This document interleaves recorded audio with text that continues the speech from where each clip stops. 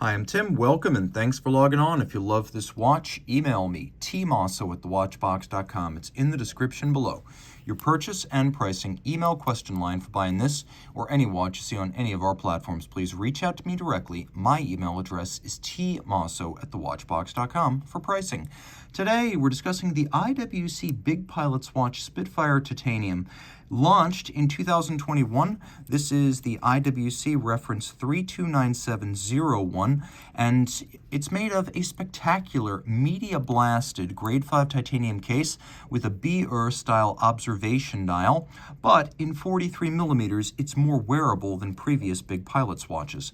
So Big Pilots Watch 43 Spitfire titanium, 43 millimeters in diameter, 14.6 millimeters thick from lug tip to lug tip, 52.5 millimeters with a 21 millimeter spacing between the lugs. On my wrist, which is 16 centimeters in circumference, it's a better fit than previous Big Pilots watches.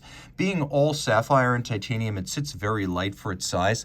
It's not exceptionally thick, and it does have a little bit of a stepped and sloped case flank, so it should fit just fine underneath a jacket cuff, if not tight dress sleeves. That said, looking down the barrel, which is the truest angle for measuring fit, you can see that the lugs are right out to the edge of my wrist. I'm going to actually do a distance shot so you can see the watch in proportion to my arm. I would wear this. This is fine. 16 centimeter circumference wrist. You can see my hand is large. I'm actually not a tiny guy. I just have a thin wrist. I would wear this. But if your wrist is 15 centimeters or smaller, you're probably going to want to look for a different IWC Pilots watch, maybe one of the 41s rather than this 43. The strap is a sort of minimally tanned rustic calfskin that shows some of the elements of the actual hide, especially the grain. You can see a contrasting stitch with a sort of fauxtina and an ecru coloration, matching the simulated radium patina of the dial. The strap, in aviator's fashion, is thick cut out of calf. It's calf on both sides. You can see a more conventional treatment of the leather on the bottom.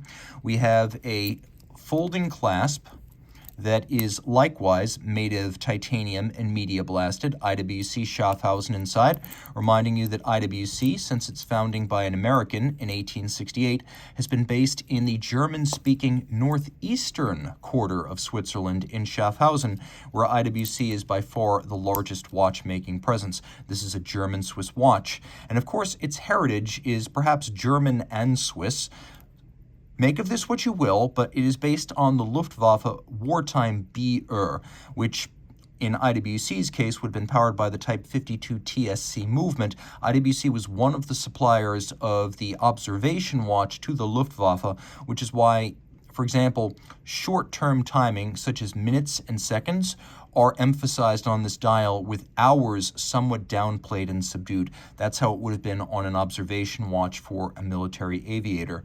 The case is made of grade 5 titanium, which has the advantages of grade 2 in being hypoallergenic and also corrosion resistant, very light, but also grade 5 has more strength and resistance to being disfigured by impact. We have an enormous screw-down crown. Unlike the original Big Pilots watch, which was 60 meters, this is 100 meters water-resistant. It has an inner anti-magnetic shield to protect the movement, particularly the hairspring and the escapement from magnetism. And should you be in an aircraft that explosively decompresses, the watch will not eject its crystals or its seals. It's been braced against that. On the dial, which has under-crystal anti-reflective coating to protect it from glare, we have a matte black anti-reflective dial with matte black hands. We'll do a Lume shot real quick.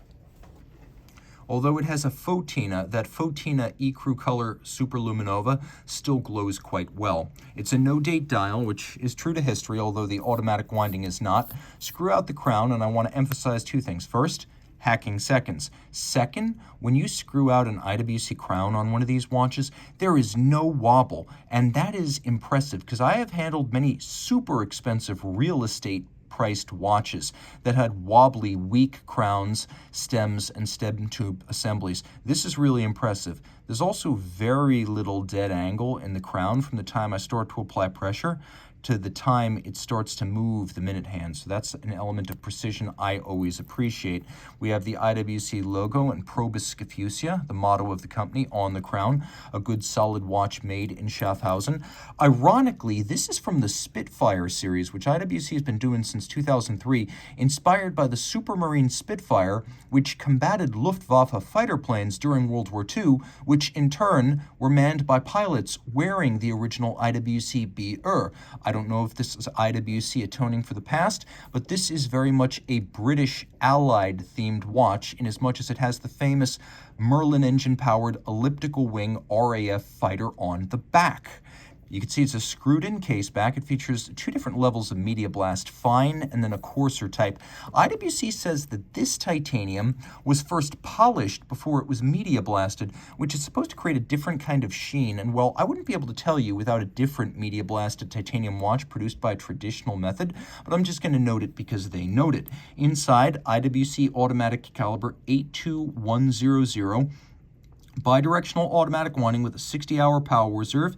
It features the Albert Pellaton pawl-based winding system, first introduced in the 50s, designed by IWC watchmaker Albert Pellaton. It was the forerunner of all the bidirectional pawl-based winding systems like Seiko's later Magic Lever. It's very efficient, and this version features the latest high-tech full ceramic pawl and pawl wheel, so it doesn't create the dirt on the movement problem that used to be endemic to the Pellaton system. It pivots on 22 joules, and it beats away at 4 hertz. And of course, it's an IWC manufacturer movement inside an IWC watch. Harkening back to history, both Allied and Axis. Somewhat conflicted thematically, but wonderful to wear and very true to IWC. If you're going to get an IWC, get a Portugueser or a Pilot's watch. If you're just going to buy one, those are the twin pillars that hold up the manufacturer in Schaffhausen, both iconic. Reach out to Team Mosso at thewatchbox.com for purchase and pricing details.